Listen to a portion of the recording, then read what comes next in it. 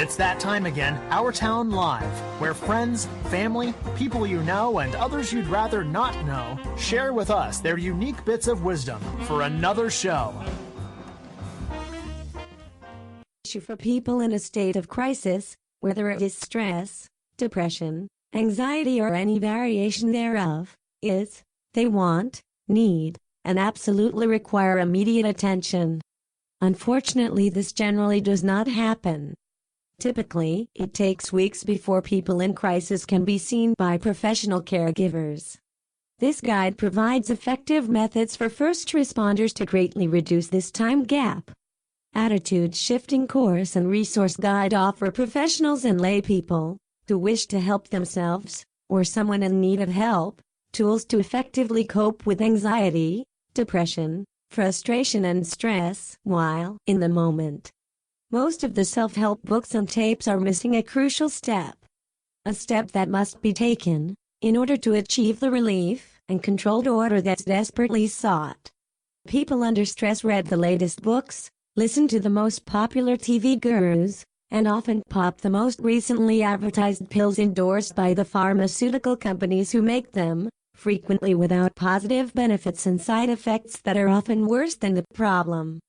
They will try various methods offering exercises designed to reduce the painful symptoms of stress and anxiety, many of which result in notable relief. But, in practically all cases, the relief that comes from symptom reduction is short-lived. Underneath is a feeling of overwhelming stuckness, as the person is trapped in a state of negative inertia. Is there a solution? The attitude shifting answer is very simple. To obtain long-term mastery over the feelings of anxiety, depression, frustration, and stress, you have to assume the responsibility of addressing the causes, not the symptoms, by making a choice to change your attitude. The authors, Gibbs Williams Ph.D. and his brother, Herbert R. Williams, are vehemently opposed to the quick fix mentality in our nation. That mentality tends to believe that normal feelings like anxiety and depression are to be suppressed or dismissed entirely, instead of translating their messages for personal well-being. Gibbs is passionate in his conviction that significant change is possible, but it takes persistent hard work and a willingness to struggle with struggle.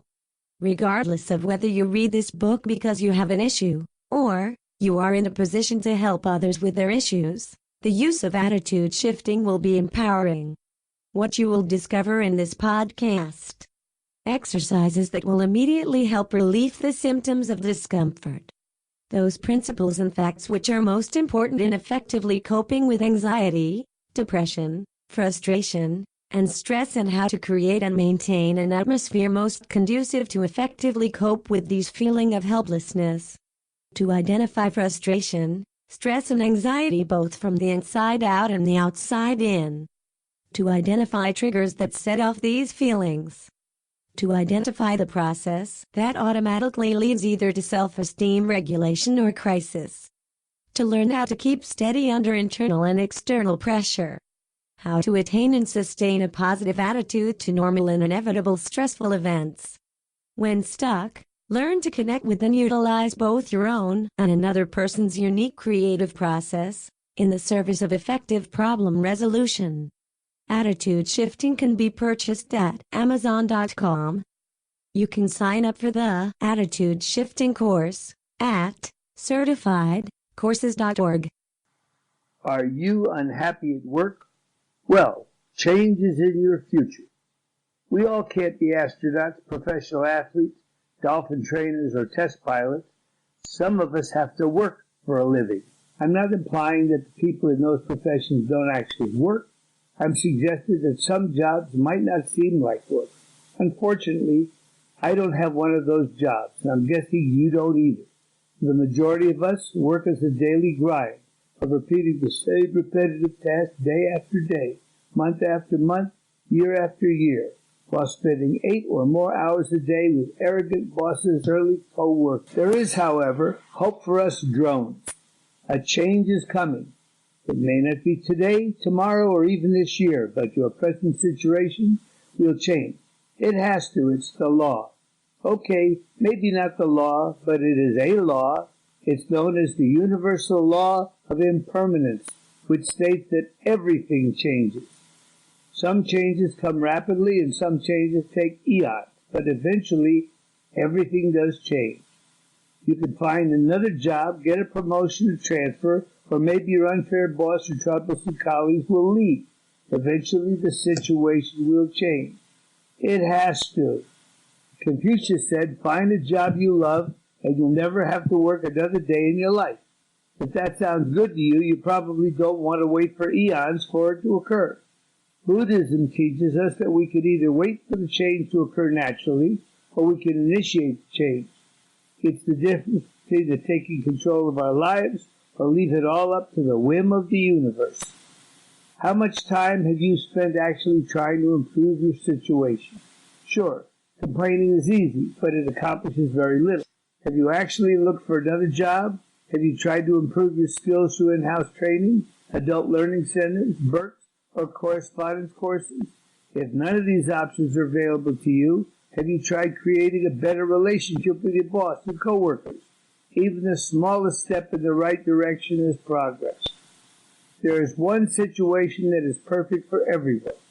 We all have unique situations, but if we are persistent and creative enough, there are always options available to begin with the process of change. Some people believe that finding happiness at work is as elusive as finding the Holy Grail. But how will you know until you've really tried? You can help speed up the process of change, or you can wait for it to occur naturally. Either way, a change is coming. It's a law. You may be experiencing the symptoms of work stress burnout, even if you're as young as 20, maybe 25 or 30 years of age, though most people affected are in their early 40s. Some people experience a sudden grief and loss, while others perceive that something is changing, but it may take several years to manifest. Are you feeling a lack of personal achievement and satisfaction at work? This is one of the early warning signs. Is going to work a time-consuming drudgery and work itself a day-long bore? Do frustration levels increase exponentially as you grapple with life issues which can show that you're not in control? If you're not alone, you're on the downhill slide to work stress burnout. Don't expect your spouse or boss to understand what you're going through, as burnout is extremely personal in nature. You're having the crisis, not them. You may be led to blame your spouse or boss for the way you're feeling, as they seem to be the closest source of your pain and angst. Emotional symptoms usually show up as the first sign of burnout. You may often feel an unrelenting stress, lack enthusiasm, have a sense of loss of control, as well as experience an unexplainable grief. You may want to blame those around you for the way you feel, but this rarely resolves the inner turmoil that you're experiencing. People experience thoughts of suicide, and even in mild cases, the thought of total detachment through this means may seem to be a way out. Many people who experience the emotional symptoms often show up at the doctor, seeking help with a loss of spark in their personality. Nothing I do is worth it anymore, they say. This feeling often results in a loss of productivity and creativity. It also fuels negativity and cynicism, with a quickness to get angry and blame others. Over time, you may find solace in detaching yourself from others. However, this rarely deserves the issue. Work stress burnout also affects your body. The feeling of never being able to do enough may drive you to work extensively long hours in an effort to catch up. Physical exhaustion may take the form of headaches, physical and shaking from head to foot, inability to think clearly, and being unable to relax. Physical exhaustion also causes you to lose your natural communication ability. So communication between your spouse and children, your boss or coworkers, may sometimes become explosive. There's also the possibility of experiencing gastrointestinal problems as your body is unable to cope with extensively long hours of work. Is there a solution? You bet. What is the real cause of workplace stress? In a survey conducted a few months back, we realized a very crucial fact pertaining to professional careers. A common question, Is your job really stressful? Was the theme of the survey. What was really uncommon was the result of the survey. We realized that the majority of the survey takers were happy with their job. Every morning was a new challenge to them as far as their jobs were concerned. However, this was a positive feedback and contradicts the fact that many people are unhappy with their job. So we researched more on the topic. This is what we found out. 90% of the masses are happy with their job, but extremely stressed because of many allied factors. These factors detailed. Here goes the boss's pet, a phrase used commonly against people who try to be extra friendly to their seniors or bosses. This is mainly done with the motive to get noticed in the eyes of seniors or bosses. People who are called so cause unavoidable stress to the rest of their colleagues. Their colleagues won't just envy such people, but would be worried that their contribution toward the company would be overlooked and decisions could be influenced by that particular person. On the other side of the story would be the fear incurred by such people of losing the attention they get from other seniors. The cooperation level got by their colleague would constantly be reduced. Hatred and anger would be emotions constantly shown towards people with this behavior. This could be considered as one important factor that could cause that person to part ways from the company or cause their colleagues to do so.